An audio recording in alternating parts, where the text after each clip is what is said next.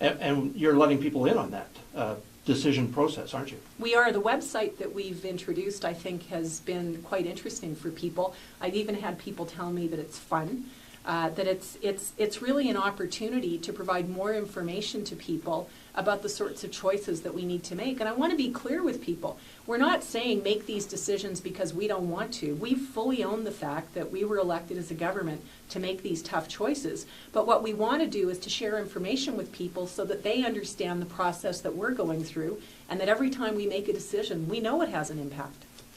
Just with healthcare again, EMS, there was talk at the end of last year about looking at some of the issues with especially EMS dispatching, and where is that at now? Where is that going? Well, we're making some really good progress on that. We've been working with local councils on this, with AAMD&C, and just today Fred Horn, our Minister of Health, has received the report from the Health Quality Council. We asked the Health Quality Council to go out and identify where the issues were, because we know that there are issues. And one of the things that frustrated us before our government was elected was that the approach seemed to be, well, we know what's best, quote, and from AHS, and we don't think that that's the case. We want to make sure that EMS and dispatch is connected to local communities. And so Fred Horn today, I believe, or just in very short order, is receiving the report, and I've asked him to respond as quickly as he possibly can to it. We're taking an approach, which we did with electricity as well, where as opposed to receiving a report and then putting it out there, because when we do that, the first thing people say is, well, what's government going to do about it? That we want to be able to respond to the report at the same time. So he's going to take a little bit of time and keep working with our partners, but not a long time. We know this is a priority and we want to get it right. I spoke with High River's mayor earlier this week. You were going to meet with them, I believe, and what are their major concerns? I would assume a lot of it, from what he said, would be MSI, Municipal Sustainability. Yeah, and I will tell you that Council also did raise the EMS issue. So just so you know that they're really doing their job and they've participated fully in all of the discussions that we've had on that. But we did talk about MSI. We were with people representing the MD of Foothills and the town of High River. And we are absolutely committed to keeping our funding to MSI in place, because infrastructure matters. And we've made the decision that in order for us to continue to have the quality of life that we've had in this province, and with all of these new people who are welcome to our province and coming to our province, we face challenges. And so we know that we can put in place a plan that does not involve incurring long-term debt, that allows for P3 models to build our schools and our healthcare facilities, to make sure that we're committed to MSI, and to continue to support infrastructure. We've heard some people say, and opposition parties say, don't invest in schools and hospitals if you don't have cash in the bank. The fact is, if we don't do this now, we end up with long-term consequences that we've seen before that just aren't good enough for Albertans. You're in the heart of agriculture country. Usually when the budget comes out, the first thing we look for is how does agriculture fit in.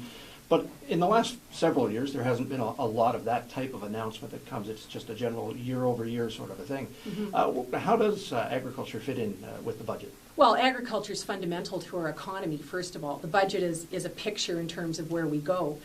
For me, when we talk about economic diversification, the diversification of markets, the work that we're doing with producer organizations, it's about market growth and it's about value added in agriculture. It's about applied research at places like Olds College, down in Lethbridge and Medicine Hat, working with producers to find innovative ways to add value so that we can export protein to Asia. It's fundamental to what we do.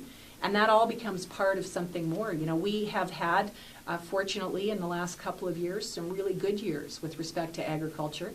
And what that gives us is the opportunity to build and to diversify. And we're going to keep doing that. Certainly a great announcement earlier this week about Japan opening its borders again. Wonderful. I think today is the day, and that's very good news. What I've said to people and what I've said to beef producers, to ABP, is let's do more of that, not only in terms of raw product, but in terms of where we go in the future. We've had times in the past where we as a government have made the choice to really incentivize economic development and diversification.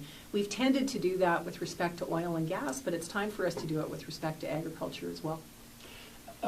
The word borrowing or debt really upsets a lot of people, and you've already touched on it, of course, but with infrastructure. But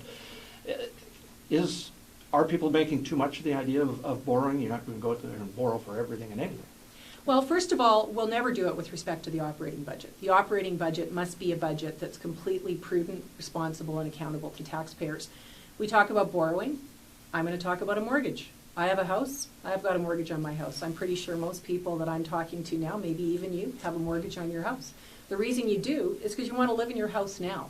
You don't want to sit in an apartment somewhere or somewhere else and say, boy, you know, in 20 years I'm going to have enough money and boy, I'm going to get that house.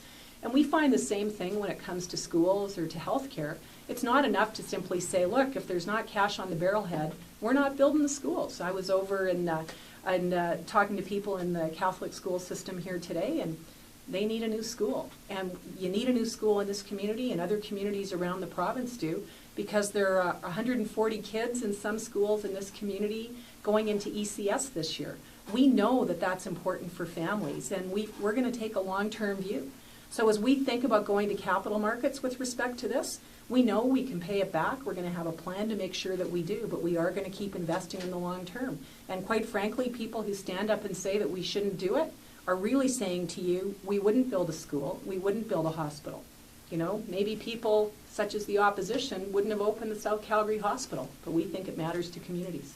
And that's a very important facility, even for this area, because it does take some of the pressure off the High River Hospital, which has great kudos to people who have been there, who really love the services that are provided there. Well, the High River Hospital is fantastic. I mean, I have a personal experience, of course, there with my mother, and some of the innovative clinics that are being delivered in this community are fantastic. And that's what a healthcare system should look like. There should be the conventional pieces, there should be innovative approaches, and there should also, which I think are very close to family care clinics, and then we should have the really important acute care facilities like the South Calgary Hospital, so that everyone in a community can get the health care that they need. All right. Very nice. Well, now we get to ask the fun questions. No, I'm just kidding. We're going to take a quick break, and then when we come back, we're going to find out what Premier Redford's favorite country music song is. I've been waiting this whole interview. Now that you got that stuff out of the way, now it's the really hard-hitting Now we can have the questions. fun stuff. Yeah, we're going to find out what her favorite country music song is coming up.